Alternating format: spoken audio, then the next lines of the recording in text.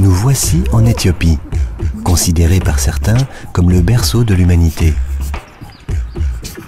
Les vestiges des civilisations passées nous montrent la richesse de l'histoire de ce pays. Cette église, par exemple, nous rappelle que la religion chrétienne orthodoxe existe ici depuis le IVe siècle, ce qui fait des Éthiopiens un des peuples chrétiens les plus anciens du monde. L'Éthiopie se trouve au cœur de la zone qui s'étend du sud de la péninsule arabique à la corne de l'Afrique, dont sont originaires le Libanum, appelé encens par les chrétiens, et la myrrhe. L'histoire de l'Éthiopie est intimement liée à celle des encens. Ce pays faisait partie du royaume de la mythique reine de Saba, qui apporta au roi Salomon au Libanum et myrrhe en cadeau.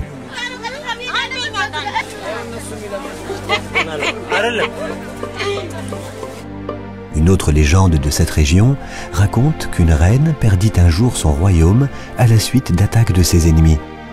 Dans sa fuite, pleurant toutes les larmes de son corps, elle supplia Dieu de lui offrir un cadeau qui la consolerait de la perte de ses enfants et de ses terres.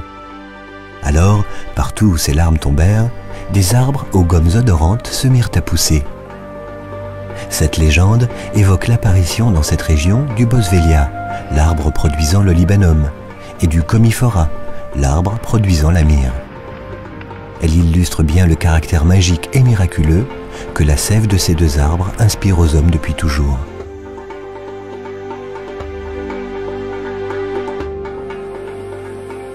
Au nord et au nord-ouest du pays, au pied des montagnes, d'immenses étendues s'étirent à perte de vue. Surgissant de cette terre aride, un arbre vient contrarier la monotonie des lieux. Cet arbre, c'est le boswellia. Le boswellia a un tronc élancé et une écorce composée de minces couches se détachant les unes des autres. Ses feuilles sont rares et apparaissent avec les premières pluies.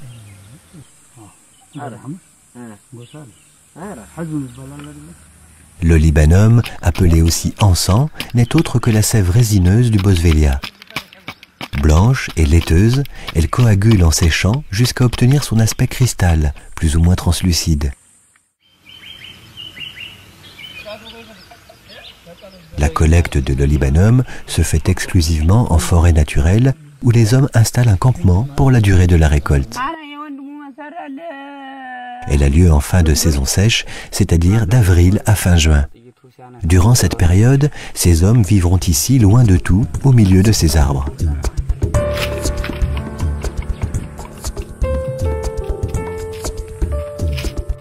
La première étape consiste à enlever la partie superficielle de l'écorce sur une petite surface en tapant le tronc à l'aide d'un outil au bord tranchant. Les entailles sont pratiquées 3 par 3, suivant une ligne verticale, et l'opération est renouvelée tout autour du tronc.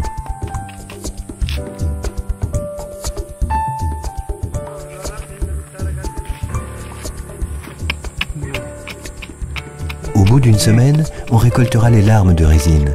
La surface de collecte est agrandie lors de chaque récolte.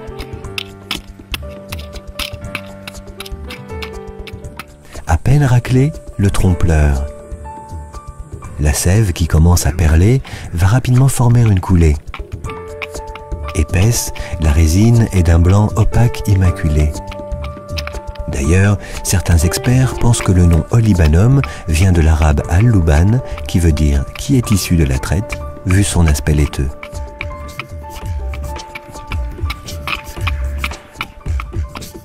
Chaque semaine, pendant environ 3 mois, les hommes taperont les arbres et en détacheront les larmes, tout en prenant soin de ne pas trop entailler l'écorce et ainsi préserver la vie de l'arbre. Au cours du temps, la récolte est de plus en plus importante.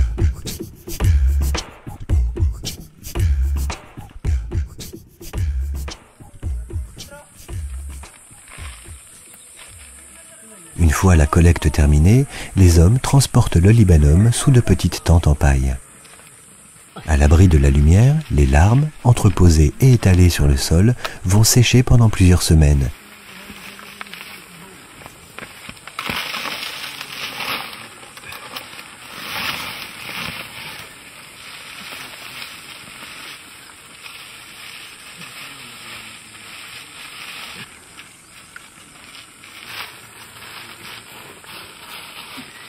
Chaque jour, la résine sera aérée.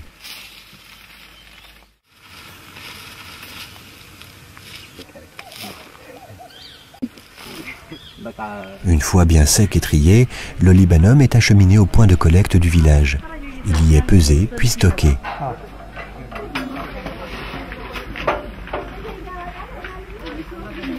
On le retrouvera bientôt sur les étals des marchés au milieu d'autres résines et écorces d'arbres odorantes.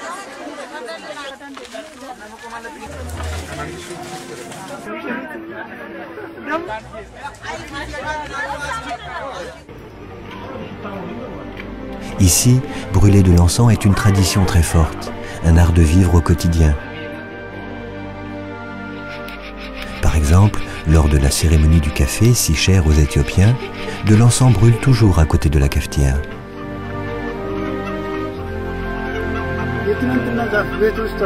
Son parfum est un gage d'hospitalité. Il souhaite la bienvenue aux hôtes de la maison.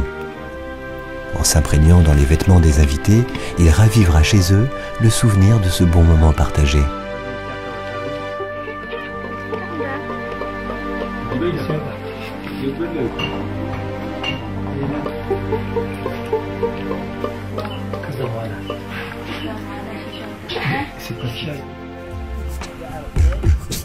Rendons-nous maintenant un peu plus au sud, au pays Afar, à la rencontre de l'Amir. De tout temps, l'Amir a occupé une place importante dans de nombreuses cultures. Les Égyptiens l'utilisaient déjà pour embaumer les pharaons, mais aussi pour élaborer le kifi, un encens sacré.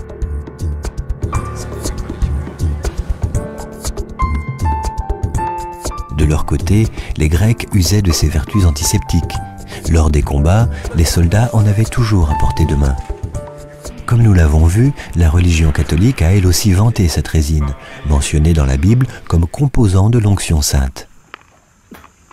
L'arbre produisant l'amir s'appelle le commiphora.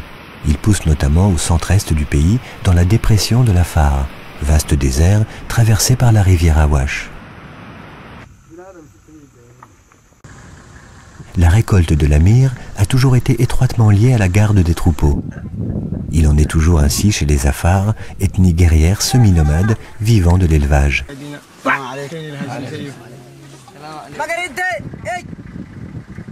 En bons guerriers, les hommes ont pour mission d'apporter protection et secours à la tribu. Ils protègent donc les femmes et les enfants quand ceux-ci quittent le campement pour emmener paître leurs troupeaux.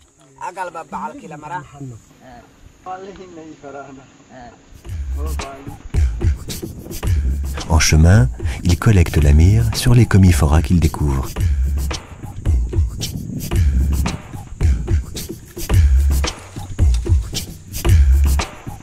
Le commiphora est un arbre de petite taille à l'écorce grise, au reflet métallique. Ses feuilles sont rares et comme celles du boswellia, elles apparaissent après les premières pluies en fin de saison sèche. L'arbre amir pousse sur un sol pierreux, souvent volcanique. Sa forme est tortueuse et ses branches sont très fournies en petites pousses sèches, pareilles à des épines. C'est donc un arbre très difficile à approcher sans se blesser. L'amir, d'une apparence laiteuse et blanchâtre lorsqu'elle s'écoule, prend une teinte rouge en séchant qui la distingue nettement de l'olibanum.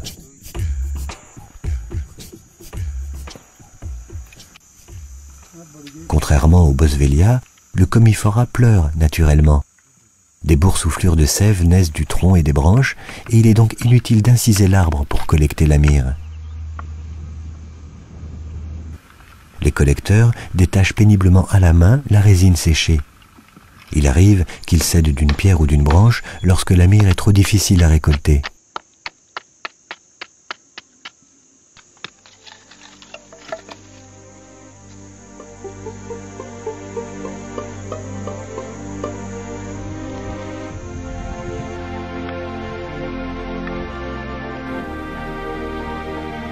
C'est la fin de la journée. Hommes et bétail rejoignent le village.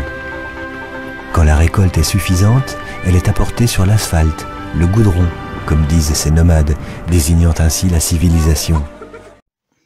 Bonjour à tous, dans cette présentation, je voulais vous parler des aromates et des huiles aromatiques. Et surtout de voir si, dans l'Antiquité, et surtout dans l'Antiquité biblique, il y a eu usage des huiles essentielles comme on l'entend aujourd'hui. Nous allons commencer directement par des petites définitions pour bien comprendre de quoi on parle. Alors, la définition des huiles essentielles, selon la pharmacopée française de 1965, les huiles essentielles sont des produits de composition généralement assez complexes, renfermant des principes volatiles contenus dans les végétaux et plus ou moins modifiés au cours de leur préparation. Alors, il y a une différence qu'il faut bien faire entre une huile essentielle et l'essence de la plante. L'huile essentielle, c'est le résultat de la transformation de l'essence lors de la distillation d'une plante aromatique. En simple, l'huile essentielle, c'est l'essence de la plante distillée. Leur composition diffère sensiblement car d'une part, un phénomène d'oxydoréduction intervient durant le processus d'extraction, conduisant à une transformation de certaines molécules et d'autre part, des molécules plus lourdes, au-delà de C15, liées à l'essence primaire au sein de la plante et aux substances résineuses, ne sont pas entraînées lors de la distillation. Qu'est-ce qu'une essence ? L'essence est élaborée dans les tissus de la plante aromatique par le processus de la photosynthèse qui convertit l'énergie solaire en énergie chimique, notamment en sucre. Cela conduit à la construction de chaînes carbonées particulières, les phénylpropanoïdes et les terpénoïdes, précurseurs des essences aromatiques. Au fur et à mesure que s'élaborent les essences par le biais de cellules sécrétrices, elles sont stockées au sein des tissus des plantes aromatiques dans des micropoches. Ce sont elles qui, éclatées lorsque l'on froisse une feuille, lorsqu'une tige ou une fleur sont froissées, libèrent un peu d'essence. Dans un livre, l'aromathérapeute et naturopathe Joël Le Guenec, qui est intitulé « Les huiles essentielles, c'est la vie », nous parle des huiles essentielles et des essences, et fait bien la distinction. Nous allons lire ce qu'elle dit. Une plante aromatique est une plante qui fabrique dans une ou plusieurs de ses parties, feuilles, branches, racines, écorces, zestes, fleurs, une substance que l'on nomme essence. Cette essence se compose de plusieurs molécules aromatiques volatiles différentes, de quelques-unes à plusieurs centaines, qui chacune possède des propriétés propres qui dépendent de leur structure physico-chimique. La composition de l'essence est différente d'un organe à l'autre de la plante et on peut distiller tout ou une partie de la plante. Lorsque l'on distille une plante aromatique à la vapeur d'eau, on obtient une autre substance nommée huile essentielle, cette fois, car les molécules volatiles ont été oxygénées et se sont donc modifiées. Dans le cas d'une expression à froid, avec zeste d'agrumes, on parlera bien d'essence, essence de citron, essence d'orange, car on récupère intacte la substance produite par le fruit. En revanche, les essences d'agrumes n'ayant pas subi ce processus d'oxydoréduction spécifique à la distillation, qui assure la conservation de l'huile essentielle, s'oxydent plus rapidement au contact de l'air et doivent être utilisées dans les 2 ans qui suivent leur production. Et ici, il y a cette phrase, toujours dans le livre « Les huiles essentielles, c'est la vie », cette phrase vraiment qui montre la différence entre l'essence et l'huile essentielle. Elle dit « L'huile essentielle n'est pas l'essence que fabrique la plante. » Je répète, l'huile essentielle n'est pas l'essence que fabrique la plante. La distillation modifie l'essence originelle que l'on appelle alors huile essentielle. Donc, une huile essentielle et une essence, c'est 2 choses différentes. Parce que la distillation modifie la structure biochimique des plantes. Vous avez peut-être lu ici et là que les huiles essentielles ont été utilisées depuis la nuit des temps, notamment en Égypte antique, même si les procédés de distillation semblent avoir été connus dès 2000 ans avant Jésus-Christ. Il n'existe aucune preuve qu'il avait cours dans l'Égypte des pharaons. Il n'est donc peu probable que ce que nous appelons huiles essentielles ait été utilisé par les anciens Égyptiens. Trouvez ceci dans un site sur les huiles essentielles, justement, avec un article « Égypte ancienne et huiles essentielles, le parfum de Cléopâtre ». Il dit ceci: « Il serait sans doute plus exact de dire que les plantes et les matières végétales aromatiques ont des usages depuis sans doute que les humains en ont compris l'intérêt. Cela ne date donc pas d'aujourd'hui. Même si la plupart redécouvrent un monde des plantes oubliées, beaucoup depuis environ un siècle dans nos cultures occidentales. » On voit ici dans l'Égypte ancienne, sur les fresques, des personnes, des serviteurs qui portent les aromates. Alors, qu'est-ce que le parfum dans l'Antiquité? Dans Odeurs antiques, leur ouvrage consacré aux textes anciens parlant des odeurs, Lydie Baudiou et Véronique Méel nous expliquent que dans l'Antiquité, le parfum était bien loin des compositions puissantes et alcoolisées d'aujourd'hui.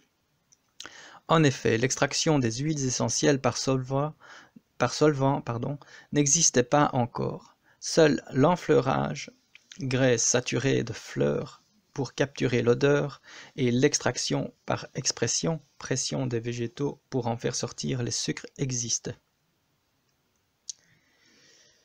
L'Antiquité offrait donc pour parfum les eaux et surtout des huiles, consistant, d'après Pline l'Ancien, en stimna, le suc contenant l'odeur, donc l'essence, et édisma, le corps, c'est-à-dire l'huile devant la retenir, l'excipient. On y trouvait aussi des ingrédients comme du vin, du sel, du miel qui venaient s'ajouter aux plantes odorantes.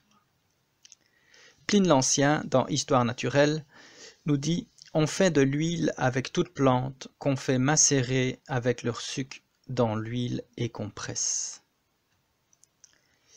L'égyptologue Lise Manish, de renom et grande spécialiste des parfums antiques, résume: « Le parfum en Égypte était à la base de graisse.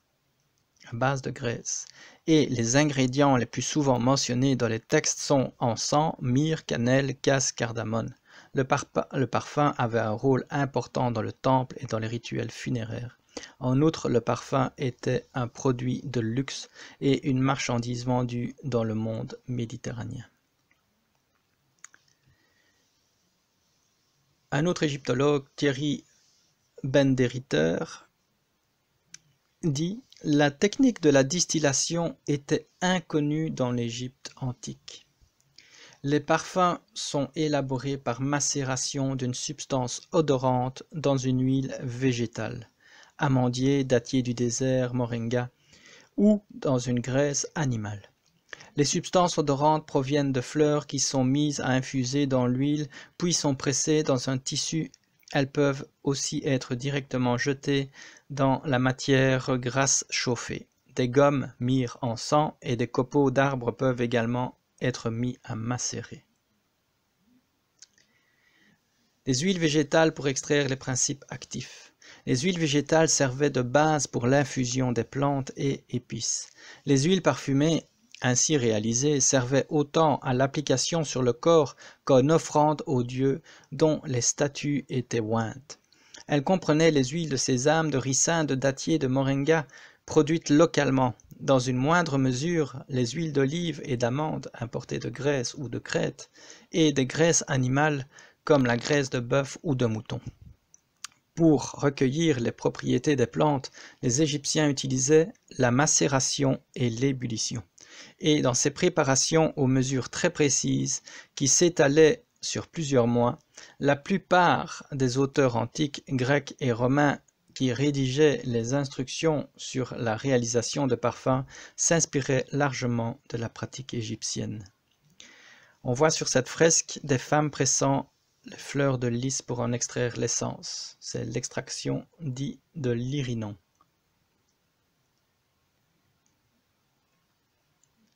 Une autre fresque montre que c'était des macérations d'aromates qui se pratiquaient dans l'Égypte ancienne.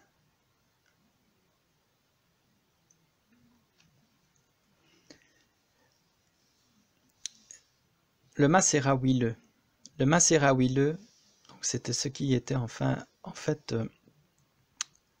le mode de fabrication des Égyptiens et des Grecs. Le macérat huileux est obtenu grâce à la macération à chaud ou à froid de plantes dans une huile végétale.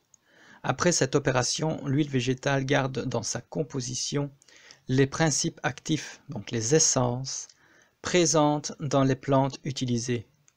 Elle est donc plus concentrée et surtout si l'infusion des plantes s'est faite à froid. Contrairement aux huiles essentielles, il n'y a pas de contre-indication d'utilisation pour les femmes enceintes, les enfants. Nous savons que les huiles essentielles sont proscrites. Ici, nous parlons d'essence. Quand les Égyptiens faisaient macérer des plantes ou les résines, il n'y avait pas, et c'est l'amalgame que l'on fait, on parle d'huiles essentielles, mais c'était les essences des plantes. Il n'y avait pas de transformation. Maintenant, allons dans la Bible. Nous voyons dans l'histoire d'Esther, Esther chapitre 2, verset 12, pardon.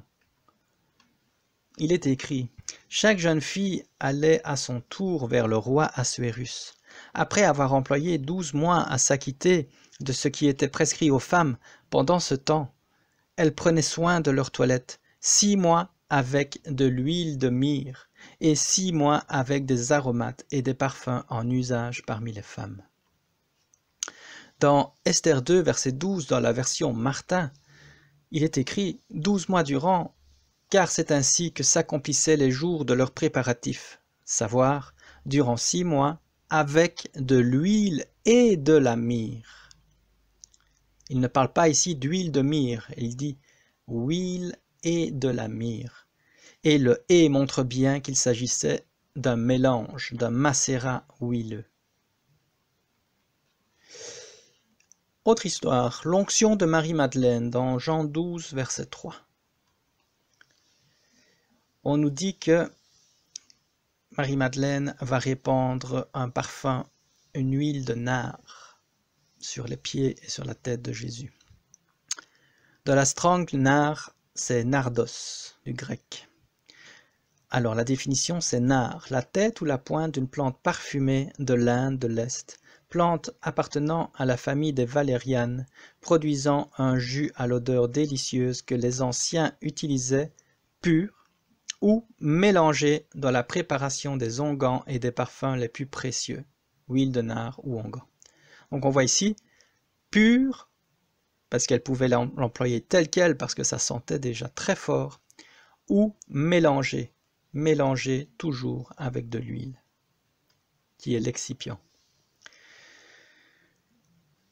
Dans Jean 12, verset 3, dans la version King James, il est écrit « Alors Marie prit un livre d'un baume de spikenard, d'un grand prix, et oignit les pieds de Jésus, et essuya ses pieds avec ses cheveux, et la maison fut remplie de l'odeur du baume. » Dans la pharmacopée universelle des livres anciens, nous pouvons lire une recette de l'huile de nard. Du spikenard coupé par petits morceaux et pilé, du meilleur vin, de l'huile commune. Laissez-les ensemble en macération dans un vaisseau couvert pendant 8 jours. Cuisez-les ensuite jusqu'à la consommation du vin. Faites-en l'expression, épurez l'huile et gardez-la pour l'usage. Donc on voit ici que c'était fait par macération. On voit un flacon avec du nard dedans et de l'huile. Autre histoire, l'embaumement de Jésus, Jean 19, versets 39 à 40. Dans la version second, il est écrit « Nicodème, qui auparavant était allé de nuit vers Jésus, vint aussi apportant un mélange d'environ 100 livres de myrrhe et d'aloès. Ils prirent donc le corps de Jésus et l'enveloppèrent de bandes avec les aromates, comme c'est la coutume d'ensevelir chez les Juifs. Ce texte est très intéressant parce qu'il nous montre que il précise, comme la coutume d'ensevelir chez les Juifs. Et nous allons voir plus loin ce que c'était.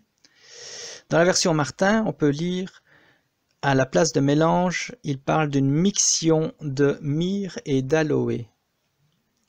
Une mixion. Dans la Strong, mélange, c'est le Strong 3395, c'est migma. Et ça veut dire ce qui a été produit par un mélange, une mixture. Alors, la définition d'une mixion, d'une mixture, c'est un mélange de substance à un liquide. C'est un produit liquide obtenu par ce mélange. Donc on voit bien ici qu'il n'y a pas de procédé de distillation, mais c'est bien un mélange dont il s'agit, une macération. Dans Jean 19, verset 39 toujours, mais dans la version de la Bible des peuples, il est écrit une précision supplémentaire qui est intéressante. Nicodème vint aussi, celui qui au début avait rencontré Jésus de nuit. Il amenait près de 100 livres d'huile de myrrhe et d'aloe. Ils prirent le corps de Jésus et l'enveloppèrent de bandes par-dessus les huiles parfumées, comme c'est la coutume chez les Juifs pour ensevelir. Ici, nous avons une préparation, une chose en plus, un exemple en plus. Il parle de livres d'huile, 100 livres d'huile de myrrhe et d'aloe. On voit le mélange avec de l'huile de l'aloe. Ce qu'on ne voit pas dans les textes dans la version Second et dans la version Martin. Pline l'Ancien, qui était un grand savant de l'époque, contemporain du 1er siècle, dans Histoire naturelle, nous dit « On fait de l'huile avec toute plante qu'on fait macérer avec leur sucre dans l'huile et qu'on presse. » Maintenant, voyons ce qu'était l'embaumement selon la coutume juive à l'époque de Christ. Après son ensevelissement, le corps d'un défunt était préparé. Un traité de la Mishnah, Sabbat 23.5, précise les conditions de cette préparation. Le corps était lavé et oint d'aromates divers, allongé et entouré d'un drap lié par des bandelettes jusqu'au menton. Donc on voit bien que le corps était lavé et qu'il était oint par ce mélange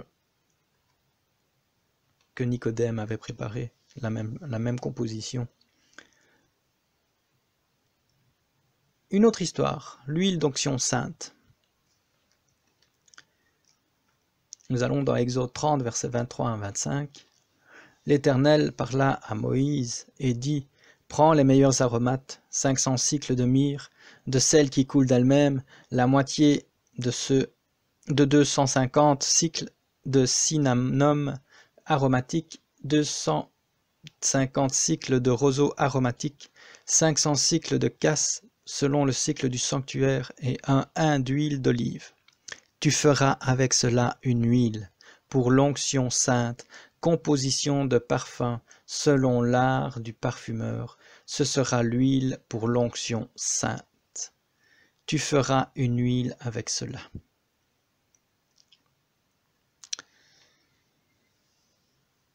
Une étude a montré par des scientifiques et des archéologues a montré que dans des flacons en céramique de l'époque hellénistique, 3e siècle, 1er siècle avant notre ère, du 3e au 1er siècle avant notre ère, anciennement exposé au Cyprus Museum de Jacksonville. Donc quelques fragments de ces flacons en céramique furent donc broyés et l'on confia l'étude de leur composition à un éminent chimiste. Les résultats révélèrent la présence d'huile végétale et de myrrhe. En alliant les résultats aux sources textuelles et artistique antique, il a pu être attesté que les huiles végétales servaient d'excipient, c'est-à-dire de support aux matières odorantes. Dans le processus de fabrication du parfum, il pouvait s'agir d'huile d'olive, d'amande ou de sésame, et ce qui est attesté par la présence de presse ou de traces de presse retrouvées dans les boutiques des parfumeurs de Campanie. Ces sources textuelles, comme celle du médecin Dioscoride, proposent des recettes de parfums, la rose, etc., etc. Donc on voit ici que l'archéologie et la science appuient ce mélange d'huile végétale, de myrrhe, cette macération, appuie cela, appuie les textes bibliques. Toujours dans les analyses et dans les études scientifiques, il y a une étude qui a été faite, c'est l'étude paléogénétique du résidu organique d'un balsamère en verre gallo-romain. Et donc ils ont retrouvé des choses en étudiant et en analysant l'ADN dans des fioles à parfum et dans des vases à parfum. Ici on voit, sur l'image à droite, on voit de la résine, toujours, et qui macérait dans de l'huile et qui donnait le parfum.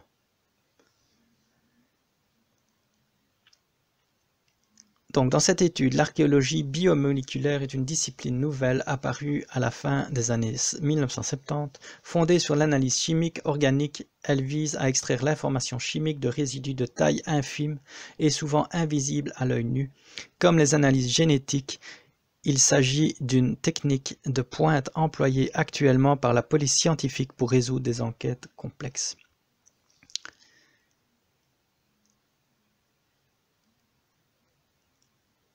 On peut encore lire, donc ici à droite il dit masse sur la figure, on voit une masse résineuse à l'intérieur d'un vase phénicien du musée de Cabras en Sardaigne.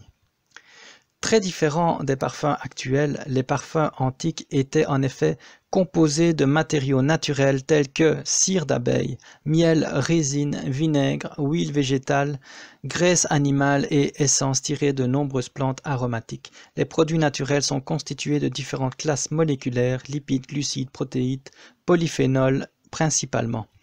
Certains, comme les glucides, se conservent très mal dans le milieu archéologique, alors que d'autres, comme les protéines, n'ont pas encore été identifiés dans des parfums anciens.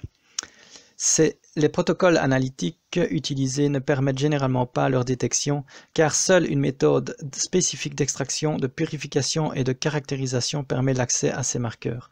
C'est le domaine prometteur de la protéomique, science qui étudie l'ensemble des protéines d'une cellule, tissu, organe ou organisme. La recherche actuelle se concentre plus particulièrement sur les lipides et les polyphénols.